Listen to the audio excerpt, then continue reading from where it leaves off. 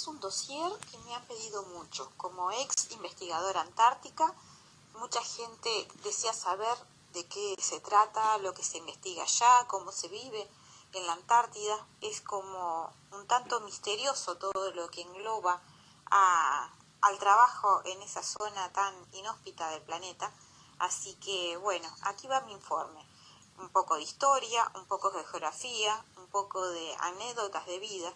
Espero que les guste. Para comenzar, un poco de geografía y datos asombrosos para adentrarnos en la Antártida. La Antártida comprende territorios al sur del paralelo 60. Este continente posee una forma casi circular, de 4.500 kilómetros de diámetro, sobresaliendo de la masa central una península que se proyecta hacia el extremo sur de Sudamérica. En el extremo de esa península antártica se encuentra un archipiélago de islas llamadas Shetland del Sur.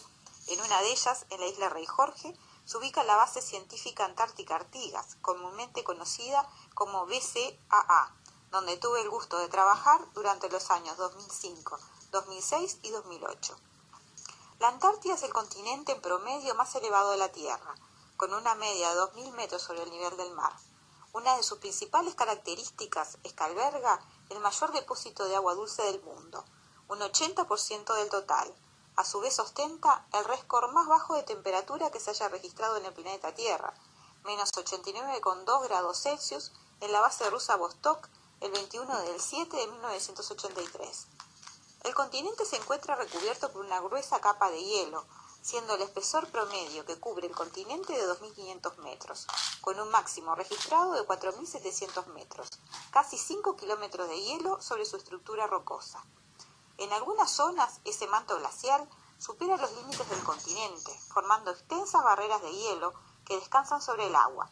Las más conocidas, sin dudas, son las de Ross y las de Larsen, las cuales se hicieron mundialmente famosas por sus rupturas, producto del aumento de temperatura a lo largo de la península antártica debido a los efectos del cambio climático. En la Antártida también existen accidentes geográficos como en el resto de los continentes. Ahí encuentran cordilleras, montañas, bahías, lagos, arroyos, fiordos, aguas termales y hasta volcanes activos. El pico montañoso más alto es el llamado macizo Vinson, con 4.900 metros, mientras que la cordillera transantártica divide a la Antártida en dos regiones, la parte occidental y la parte oriental. La región occidental es la más pequeña, enfrenta a las aguas del Océano Atlántico y Océano Pacífico. Dentro de esta región encontramos a la península antártica y a las famosas barreras de Larsen y de Ross.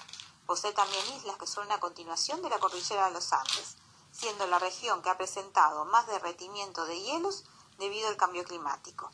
La Antártica Oriental es la región de mayor tamaño. Queda frente a las aguas del Océano Índico. En ella encontramos los mayores glaciares del planeta Tierra y los famosos Polo Sur geográfico, Polo Sur magnético y el Polo Sur de la inaccesibilidad. Polo Sur geográfico es el punto más austral de la superficie terrestre. Polo Sur magnético, lugar donde el campo magnético del planeta es perpendicular a la superficie. Este fluctúa en su posición. Polo Sur de la inaccesibilidad, el punto del continente más distante del océano Antártico y el más complicado de acceder, siendo a su vez el más inaccesible de todos los puntos del planeta Tierra. Se ubica a una altura de 3.718 metros sobre el nivel del mar, muy cerca de la base rusa Vostok. El continente antártico también posee otra característica muy interesante, y es que varía de tamaño a lo largo del año, lo que le ha valido el nombre de continente pulsante. Durante el verano austral, el continente tiene una extensión aproximada de 14 millones de kilómetros cuadrados, siendo que durante el invierno austral, el mar adyacente se congela, aumentando esa extensión a 30 millones de kilómetros cuadrados. Algo que pocos conocen y es una singularidad de este continente es que posee los niveles de humedad en promedio más bajos del mundo, lo cual lo hace el continente más seco, aún más que las superficies desérticas con altas temperaturas. En las áreas del Polo Sur geográfico casi nunca se han registrado lluvias, siquiera en forma de nieve. ¿Cómo se explica esto? Debido a que en el interior de la Antártida las temperaturas son tan pero tan bajas que todo el agua se transforma en hielo. Esto no ocurre, por el contrario, en las zonas costeras e insulares. En la Antártida también se han registrado los vientos más intensos de la superficie terrestre, con un récord histórico de 327 km por hora en julio de 1972, sobre el área donde se encuentra ubicada la estación científica francesa Dumont-d'Urville. Mayor intensidad que durante el peor huracán que se haya registrado en zonas tropicales. Otra característica interesante de este continente son los fenómenos ópticos que se producen por la presencia del hielo, como ser espejismos, parahelios y los fenómenos producidos por el viento solar interaccionando con nuestra atmósfera que nos regala las famosas auroras. Vida vegetal y vida animal en la Antártida. Debido a lo extremo de las condiciones climáticas y a los suelos muy pobres en nutrientes, la abundancia y diversidad de plantas terrestres es muy reducida, siendo que básicamente lo que podemos encontrar son helechos, musgos, líquenes, macro y microalgas. En las zonas más benignas de la península antártica, en cuanto a temperatura, podemos llegar a encontrar el pasto y el clavel antártico. Por el contrario, la fauna marina es maravillosamente rica en abundancia y diversidad. Existen medusas y arañas de mar gigantes, anémonas de mar, leopardos marinos, lobos marinos, focas, diversos tipos de peces, calamares gigantes, ballenas y actualmente en zona de la península antártica hasta cangrejos y tiburones. Se le agrega todo un submundo de invertebrados microscópicos y macroscópicos que forman parte de la base de la cadena alimenticia marina, el cual el krill es el crustáceo más famoso. En tierra podemos encontrar aves antárticas en las regiones costeras de la península, siendo púas y petreles los más comunes. También podemos encontrar cormoranes, albatros, gaviotas, palomas y gaviotines. Sin embargo, la fauna estrella de la Antártida son sus distintas especies de pingüinos. Recordar que son animales propios de este continente, así como los osos polares son habitantes exclusivos del Ártico. Instalaciones de investigación científica antártica y anécdotas de vida. En la Antártida encontramos 65 bases científicas de 30 países bajo el régimen del Tratado Antártico. No todos los países del mundo tienen base en la Antártida, solo aquellos que forman parte de ese tratado.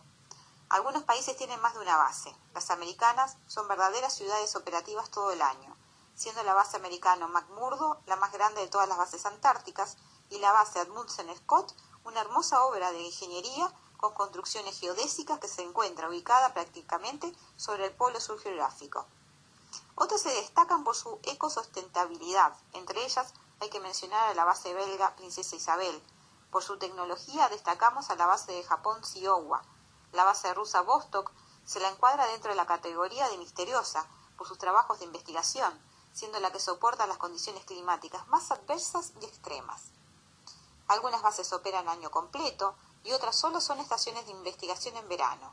Todo depende de los recursos monetarios que cada país con base científica antártica le asigna a las instalaciones y a los programas de investigación. Las bases antárticas se manejan con personal científico y con personal militar, aunque están prohibidas las operaciones con fines militares. Solo se permiten actividades científicas. El personal militar se encarga básicamente de mantener el buen funcionamiento de la base, de actuar en caso de traslados, evacuación o rescate y de brindar apoyo operativo técnico al equipo científico.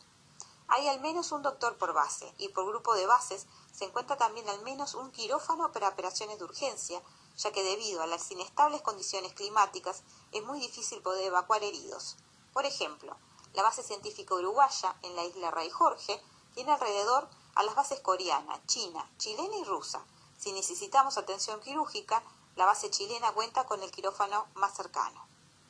Las dotaciones de personal militar, según la base, varían en cuanto a estadía, de 6 meses a 1 año, algunas hasta 2 años.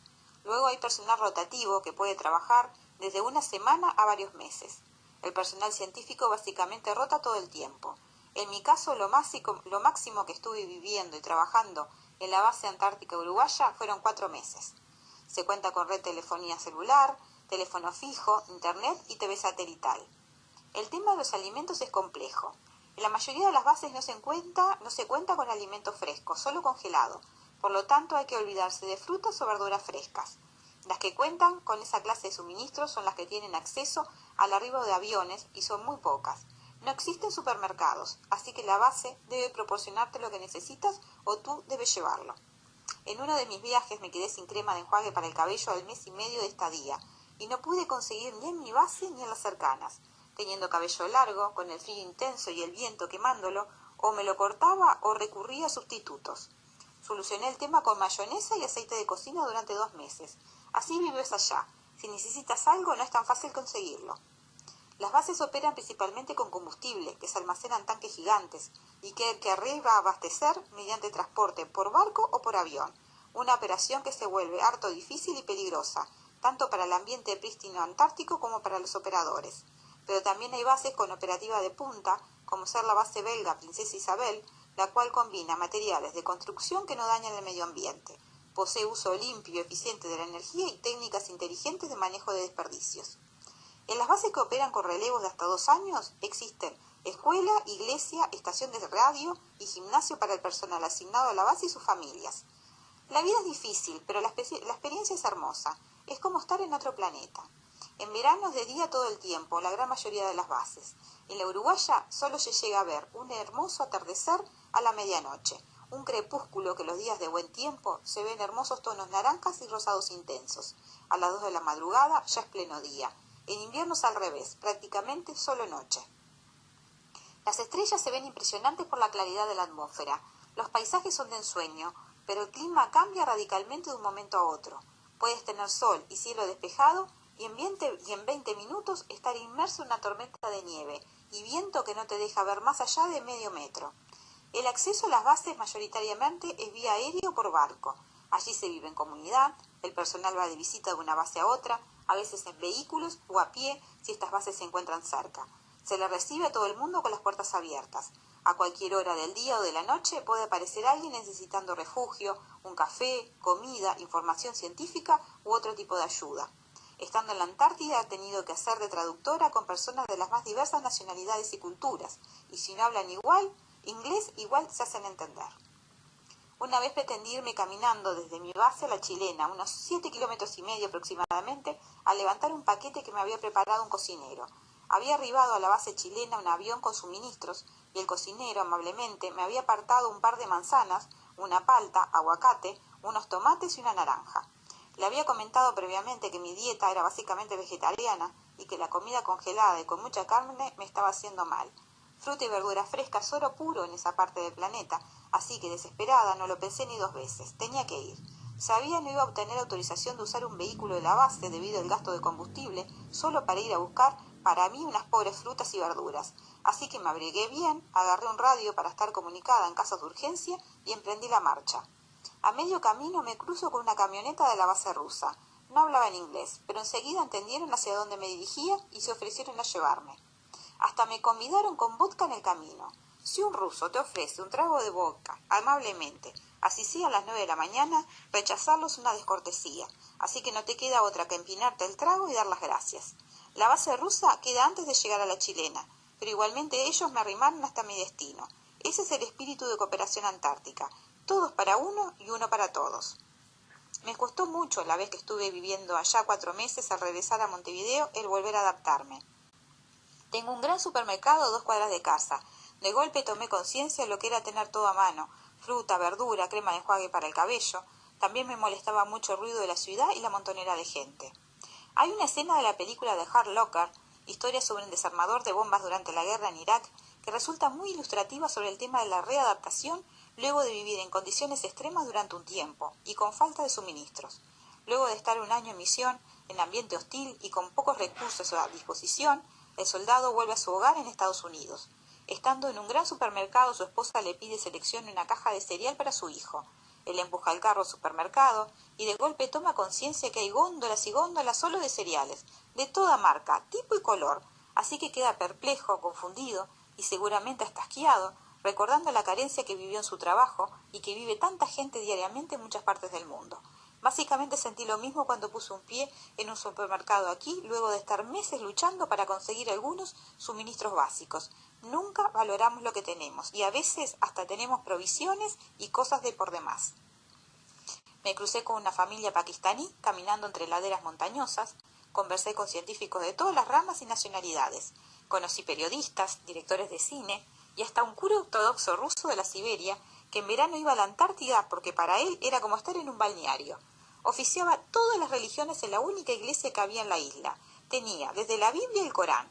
Increíblemente, ya nos habíamos cruzado 1 año antes en un barco ruso en el que yo estuve trabajando. En ese momento él se trasladaba en el buque de investigación ruso Sergei Vavilov desde Rusia hacia la Antártida con una iglesia de madera desarmada en la bodega. La iglesia va encastrada parte a parte, sin remarches, lo que hace posible que no se desarme al estar hoy en día instalada en la cima de una hermosa ladera de piedra y hielo que aumenta y disminuye su tamaño del invierno al verano. Es una iglesia de cuento de hadas, que no necesita calefacción porque es impermeable al frío. Los incas usaban el mismo sistema en la construcción de sus templos.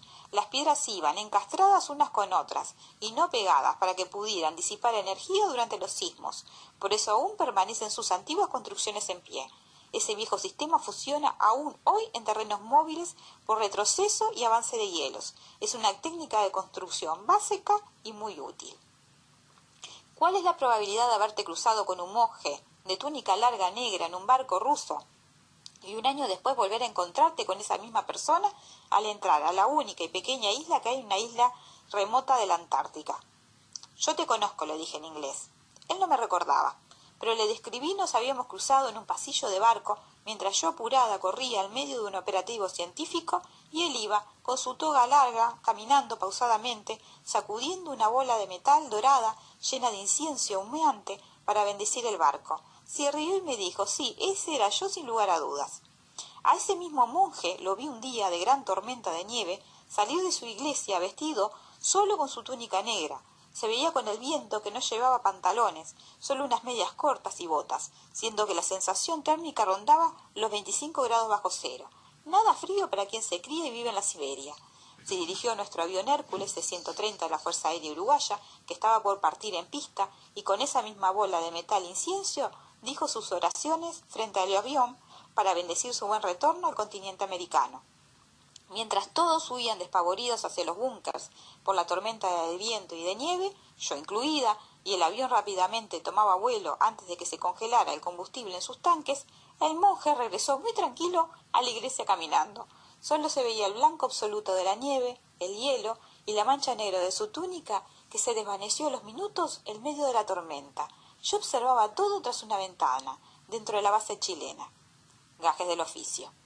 Realicé meditaciones sentadas sobre témpanos de hielo y rodeadas de focas de Weddell.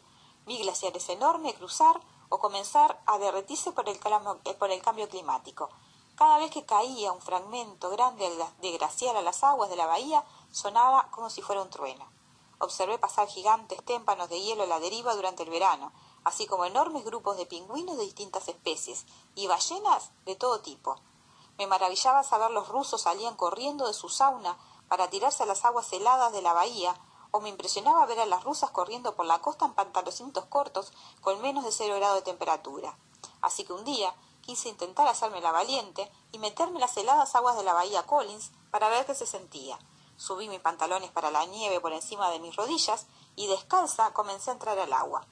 A los 5 minutos salí congelada y arrastrándome como si Neptuno estuviera apuñalándome las piernas con su tridente. No volví a intentarlo jamás. Sufrí principio de hipotermia 2 veces. Me agarró una tormenta de nieve caminando sola. Escalé laderas montañosas solo trepando con mis manos. Entré a cuevas, hice culipatín, tirándome de laderas nevadas sobre un cartón como si fuera un adolescente de vacaciones en Bariloche. Una vez a la semana salía a caminar por la costa con una gran bolsa para residuos. Siempre la llenaba con basura desperdigada por la costa, en un territorio que debería ser prístino, pero al que le llega inhumanamente todos nuestros residuos no biodegradables transportados por las corrientes oceánicas desde los demás continentes y todo lo que ilegalmente descargan los barcos, principalmente los pesqueros, que muchas veces operan clandestinamente en aguas antárticas. Recogí envases y tapitas plásticas de todo tipo, tetrapacks de jugos, bolsas de leche, trozos de redes de pesca que se enredan en animales o éstas las ingieren y mueren. Trozos de vidrios, parte de barcos hundidos, uno encuentra en la playa cualquier cosa. Viví 2 enormes tormentas con olas de 10 metros de altura navegando por aguas del océano Antártico, con temperaturas a veces de 25 grados bajo cero de sensación térmica. Y se dirigía con binoculares a la búsqueda de témpanos de hielo a la deriva durante la navegación. Hoy en día se sigue utilizando el método del radar junto al de la observación humana cuando el mar se vuelve un campo minado de trozos de hielo. Por desgracia, no todo allí tiene un final feliz, y son muchos los muertos anualmente por accidentes en la Antártica, tanto científicos como personal militar o turistas, porque el turismo controlado está permitido. Las excursiones son muy caras, pero un número importante de personas ajenas a la actividad oficial antártica se acercan a ese continente helado año a año, fascinados por el misterio que lo rodea. Trabajando en la Antártida como científica, me he enterado de muchos casos de rotura de huesos, infartos, derrames cerebrales por subidas de presión arterial y por golpes en la cabeza. Es muy normal resbalar sobre el hielo y caer. Muchos han muerto así de golpe por un golpe, valga la redundancia. Una colega bióloga marina británica murió atacada por un elefante marino, se desangró antes de poder ser evacuada.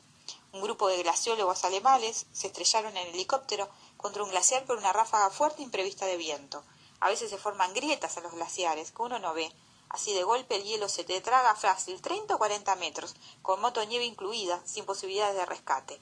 No existen ruta, sino caminos provisorios y vías semitransitables de laderas montañosas para vehículos especiales para la nieve, que igualmente derrapan y causan accidentes graves y mortales.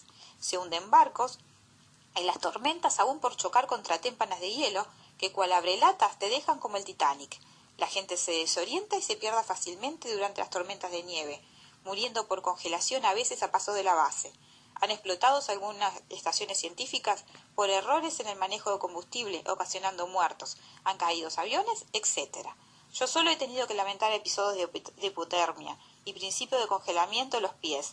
Me quemé la cara un par de veces por disminución en la capa de ozono y el cabello por el viento y el frío. Adelgacé bastante por estrés físico y por estrés emocional.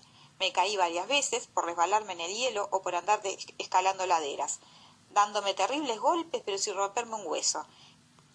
Ciencia antártica.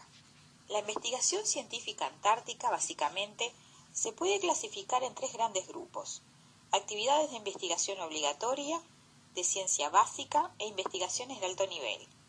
Dentro de las investigaciones obligatorias se encuentran las actividades de monitoreo ambiental, tanto del agua, suelo, aire y biota que rodea cada base. Detectar disturbios antropogénicos, o sea, del ser humano, debido a su establecimiento y actividades, es prioritario para ecosistemas antárticos. Se debe monitorear anualmente que cada base no contribuya a la contaminación de ningún tipo, ni ocasione disturbios en la vida y reproducción de las especies que se encuentran en la región.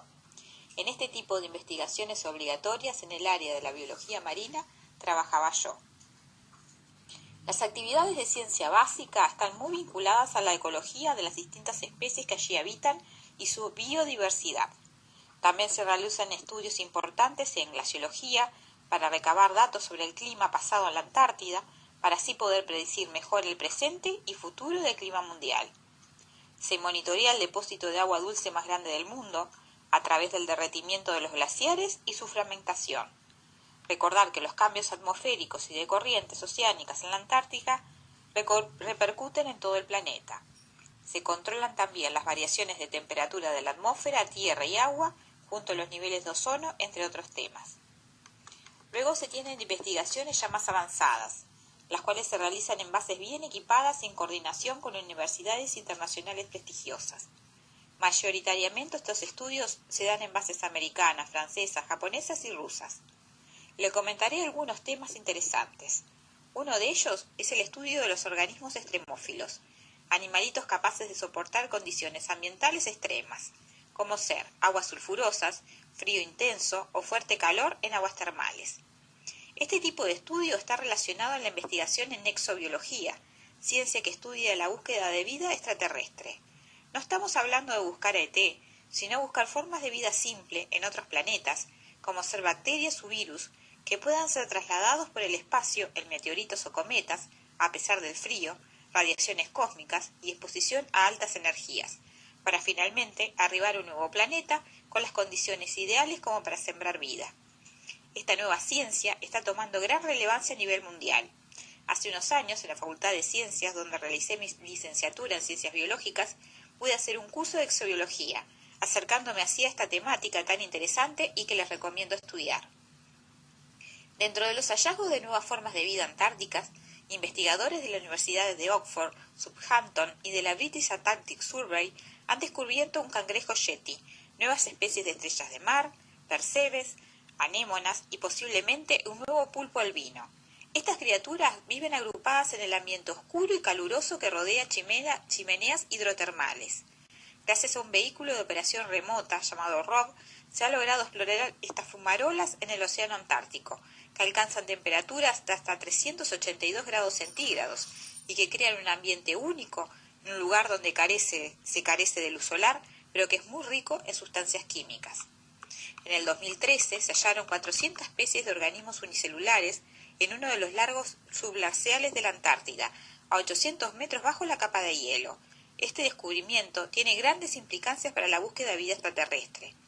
El equipo de investigadores liderados por John Priscu de la Universidad Estatal de Montana en Estados Unidos realizó perforaciones en el lago Williams. Al analizarlas, se sorprendieron al encontrar 130.000 microorganismos cada mililitro de agua, viviendo en la completa oscuridad. Los científicos concluyeron que estos organismos han sobrevivido sin la energía del sol entre 120.000 y 1.000.000 de años. Esto es posible ya que convierten el amonio a nitrato o se alimentan de metano. En un futuro, el equipo espera encontrar vida multicelular, como rotíferos, gusanos o tardígrados. Estos asombrosos resultados representan una gran noticia para los astrobiólogos, que buscan vida extraterrestre dentro del sistema solar, pues microorganismos de este tipo podrían existir en lunas de Júpiter o en Marte. Relacionado también a la exobiología, tenemos la búsqueda y estudio de meteoritos caídos en la Antártida.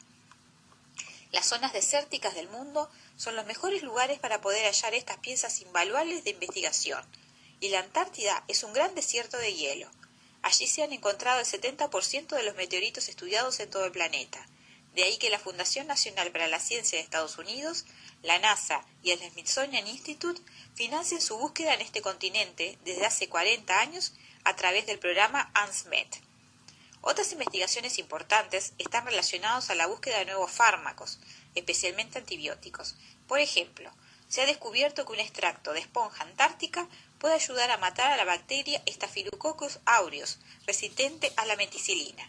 El hallazgo fue hecho por un equipo de microbiología de la Universidad del Sur de la Florida, Tampa. Hoy en día se vuelve muy importante la búsqueda de nuevos fármacos capaces de combatir con éxito bacterias peligrosas, actualmente resistentes a los tratamientos disponibles. En el área de la geología también se han hecho descubrimientos asombrosos en los últimos años, donde un equipo de investigadores de la Universidad de Durham, Reino Unido, publicaron un artículo en la revista Geology, asegurando que encontraron un cañón gigante mediante el análisis de datos satelitales de la capa de hielo de una zona llamada Tierra de la Princesa Isabel al este de la Antártida. Si bien no es visible a simple vista, la huella del paisaje subglacial se puede detectar en las imágenes de satélite. Si su existencia se verifica mediante la medición directa, el cañón resultaría un importante descubrimiento geológico. Las investigaciones astronómicas también son muy comunes en la Antártida. Existen varios observatorios y centros de investigación en el tema. Con potentes telescopios se han logrado capturar imágenes de las galaxias más antiguas. El observatorio más famoso en este continente, sin lugar a dudas, es el IceCube, con su telescopio de neutrinos, situado en la estación Amundsen Scott. Pero si de misterio se trata, la base antártica, que más ha dado que hablar por todas sus expectativas que se ciernen sobre ella y sus posibles descubrimientos, es la base rusa Vostok. Allí un grupo internacional de científicos están estudiando el lago más grande de la Antártida, una reserva de agua subterránea que ha estado aislada de la atmósfera terrestre durante 15 millones de años.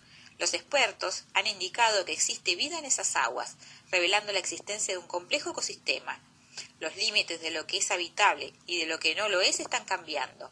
Este sitio demuestra la tenacidad de la vida y cómo los organismos pueden sobrevivir en lugares donde se pensaba nada podría vivir, ha señalado el investigador Scott Rogers.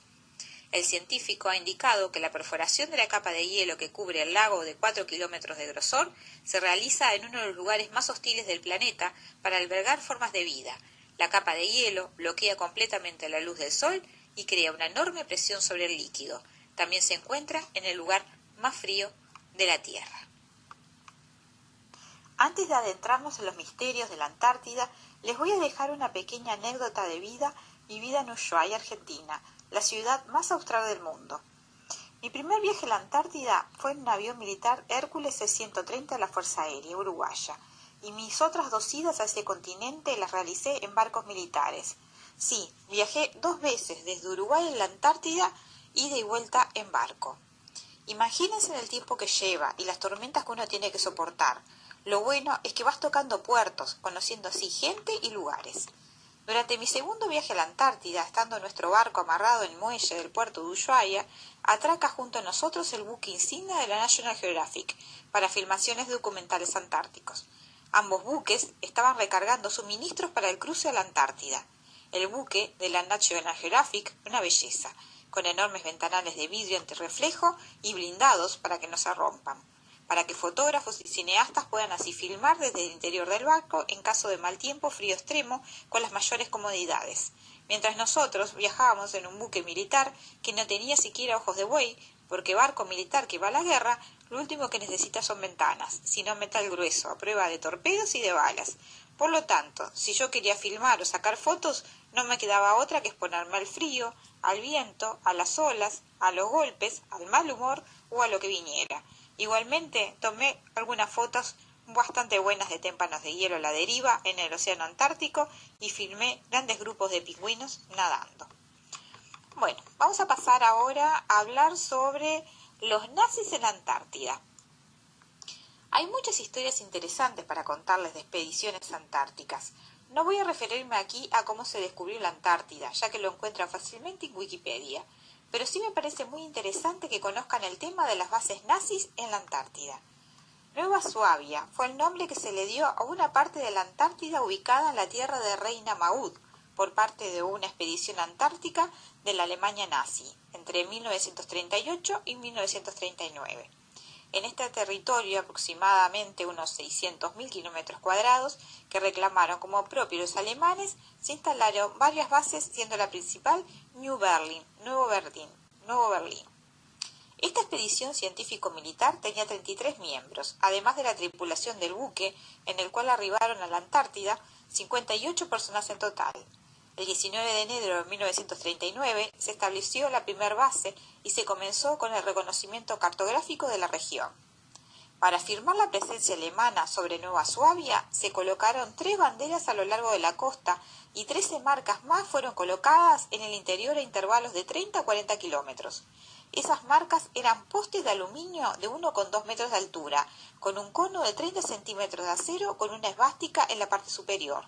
Así delimitó el gobierno alemán nazi la región que reclamaban como propia. Las bases contaban con apoyo naval de barcos y submarinos, además de aviones en tierra. ¿Cuáles eran sus principales propósitos? Primero, asegurar un área en la Antártida para una estación ballenera y así aumentar la producción de grasa animal de Alemania.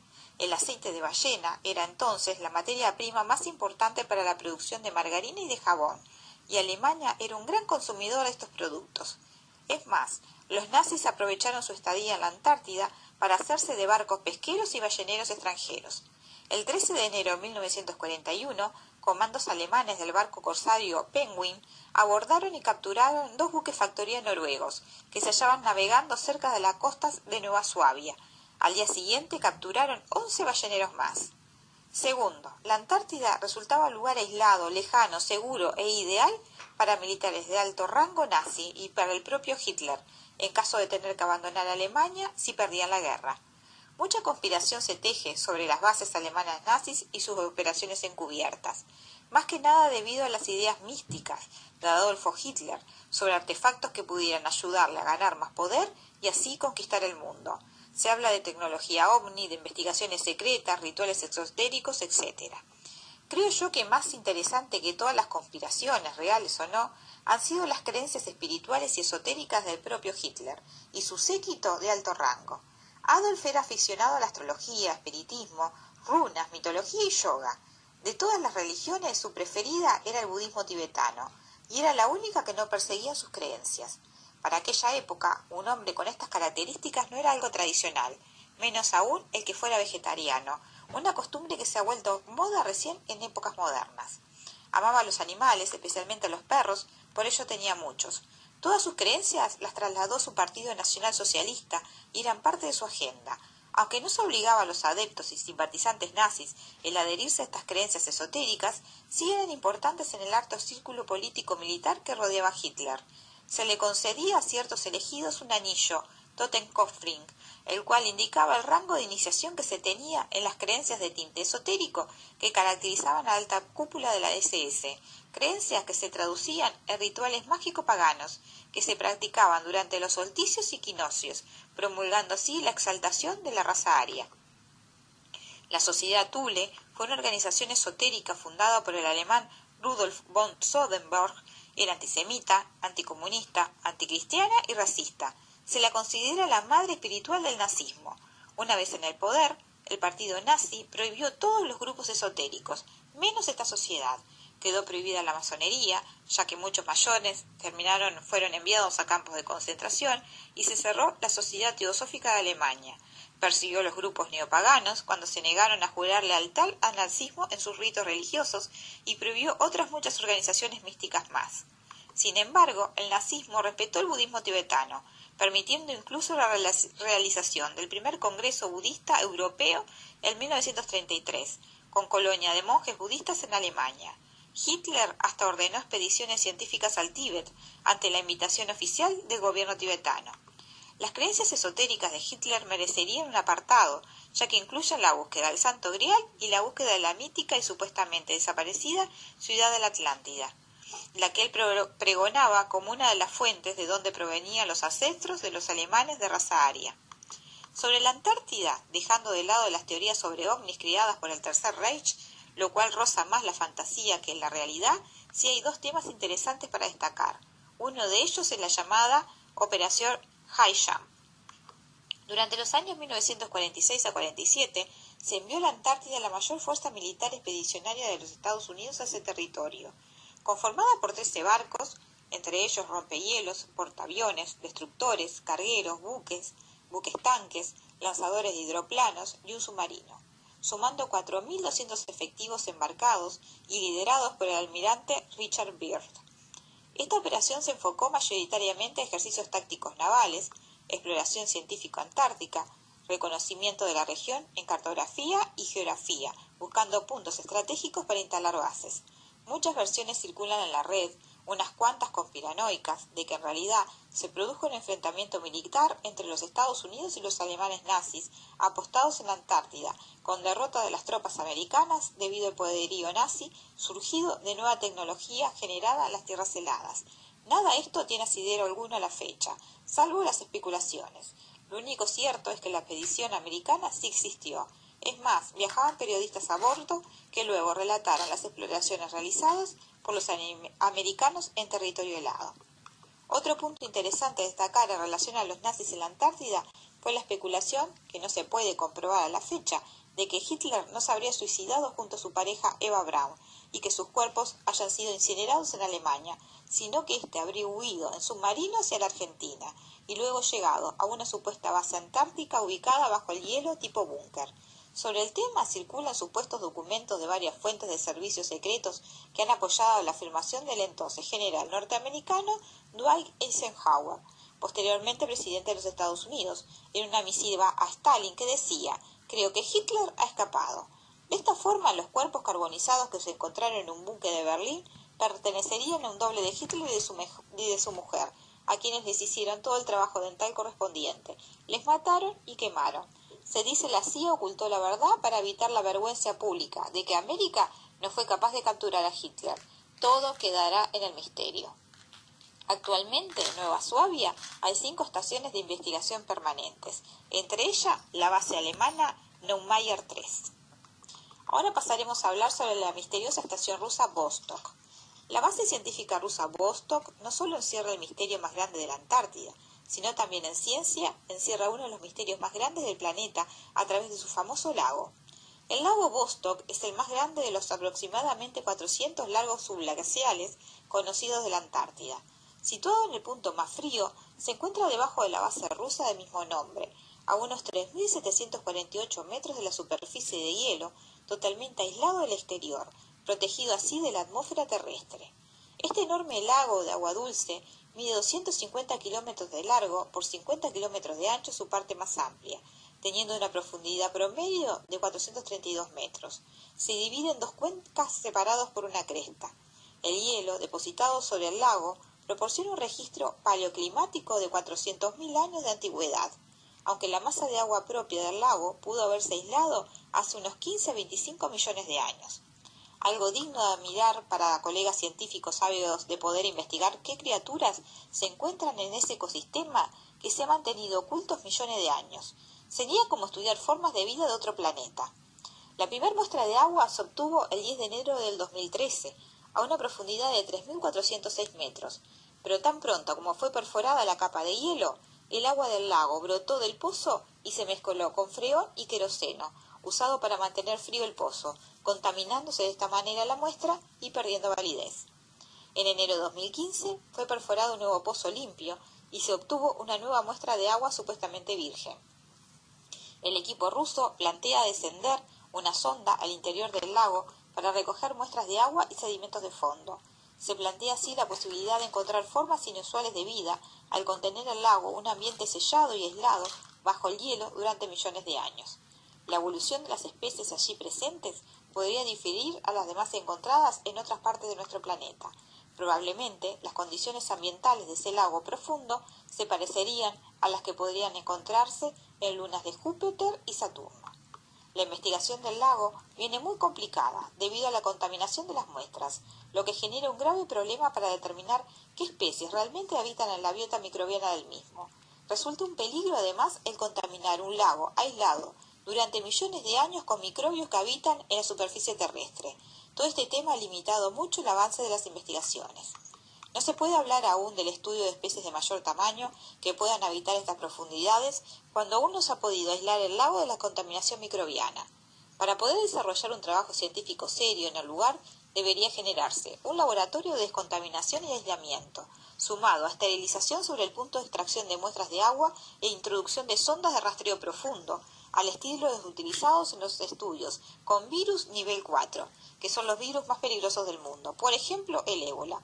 Hasta que no se garanticen las condiciones adecuadas de trabajo, lo ideal, según la opinión de la gran mayoría de los científicos, es de no seguir perforando ni tratar de extraer muestras, ya que el daño que podríamos ocasionar a ese ecosistema podría ser irreversible.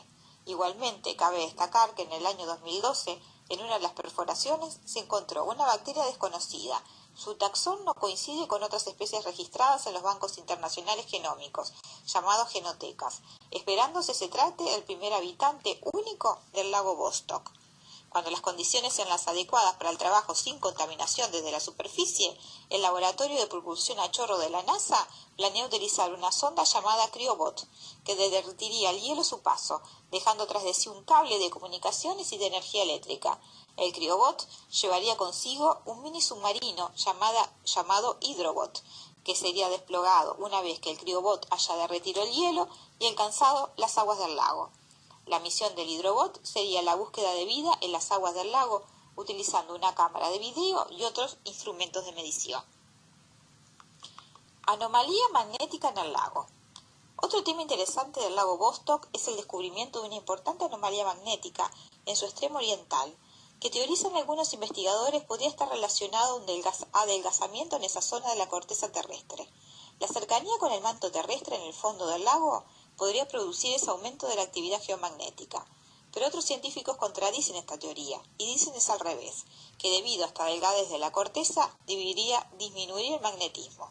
Hay quienes proponen la anomalía podría ser causada por la presencia de determinados gases que provienen del manto terrestre, y otras teorías llamadas descabelladas proponen que se trataría de la presencia de una importante ruina metálica, que podría ser la famosa ciudad perdida de la Atlántida, que tantos investigadores vienen buscando y que hasta el propio Hitler pensaba se encontraba allí.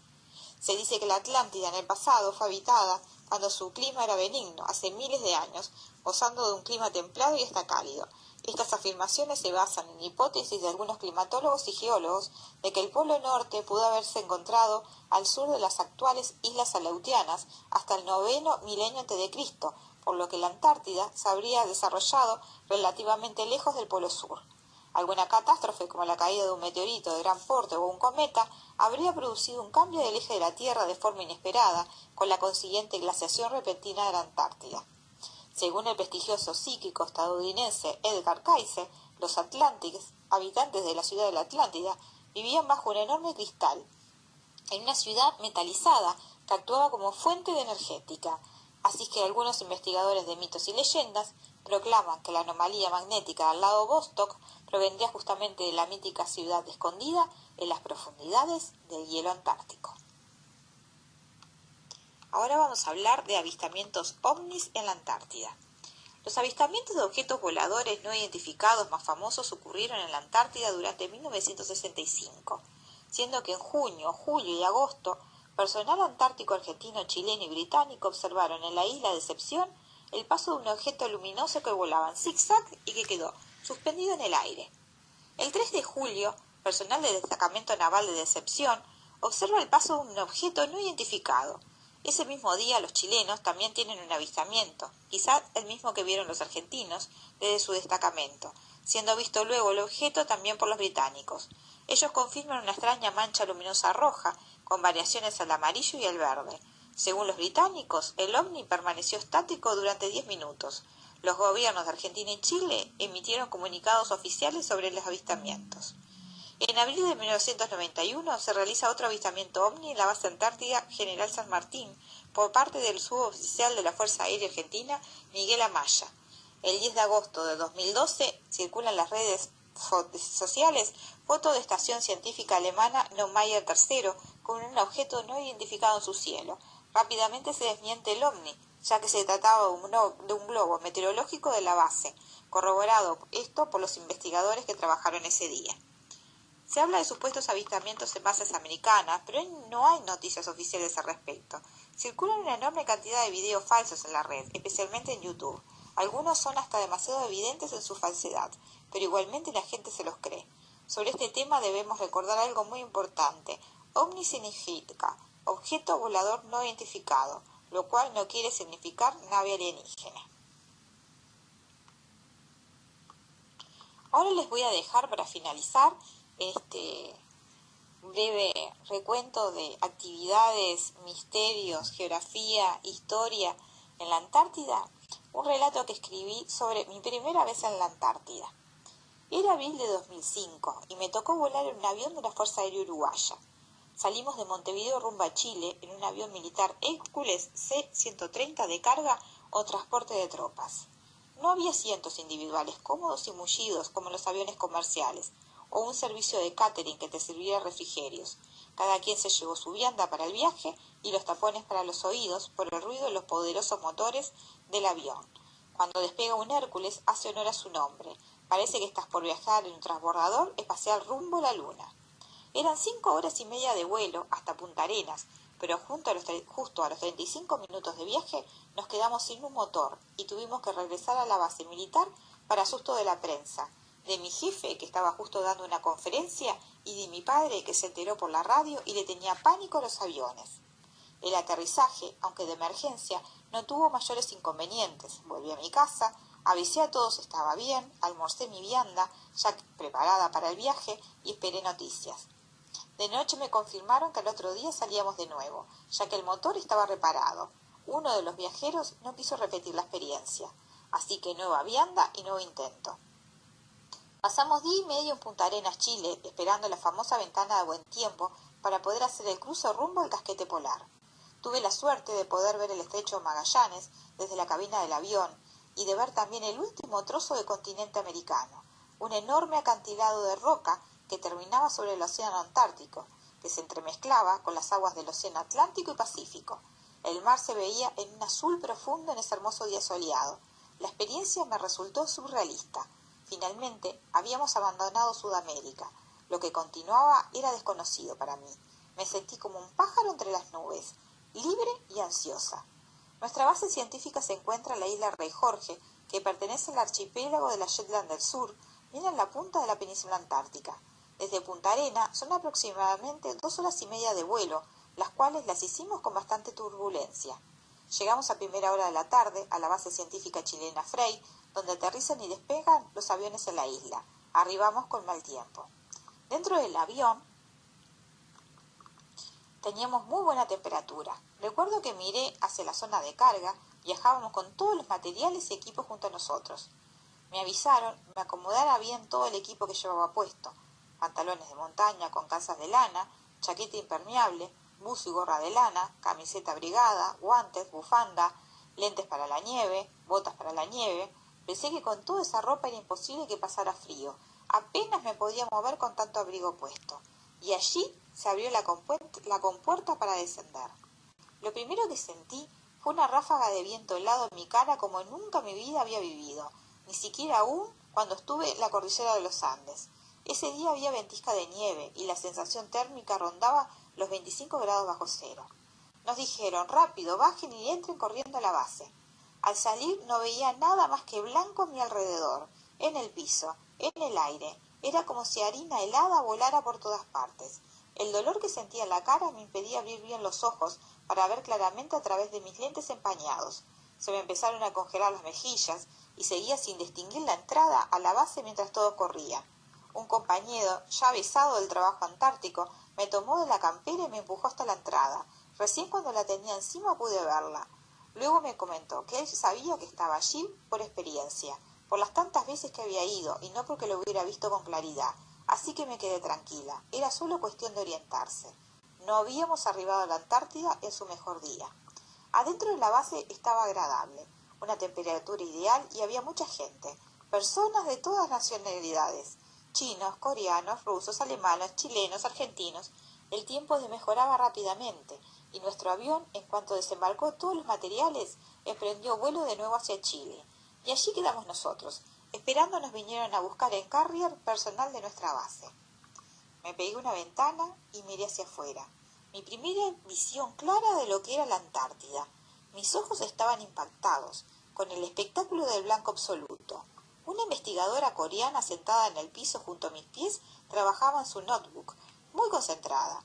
Me trajeron un café y un militar chileno de la base me dio la bienvenida. ¿Primera vez?, me preguntó. Sí. ¿A qué te dedicas? Soy bióloga marina y pienso hacer investigaciones en la bahía Collins. Me dice, acá te pueden pasar dos cosas. Aprenderás a amar a la Antártida o no querrás volver jamás a vivir esta experiencia. Retorné 2 veces más a la Antártida a trabajar como investigadora científica viajando en barco. La última vez en el 2008 viví allí durante 4 meses. Sin dudas, a pesar de todo lo bueno y lo malo que se puede vivir en un clima tan extremo y desolador, la Antártida resultó ser por unos años mi segundo hogar. No sé si volvería. Así como tengo los mejores recuerdos de experiencias increíbles, también tengo fantasmas que me acechan de los malos momentos. Allí se descubre lo mejor y lo peor del ser humano, y lo más bello y lo más peligroso de la naturaleza. Llevaré en mi alma a la Antártida por siempre. Ha sido de las mejores experiencias que he tenido en la vida. Quien logra superar el aislamiento y el frío de allí, jamás vuelve a sentirse solo en ninguna otra parte del planeta.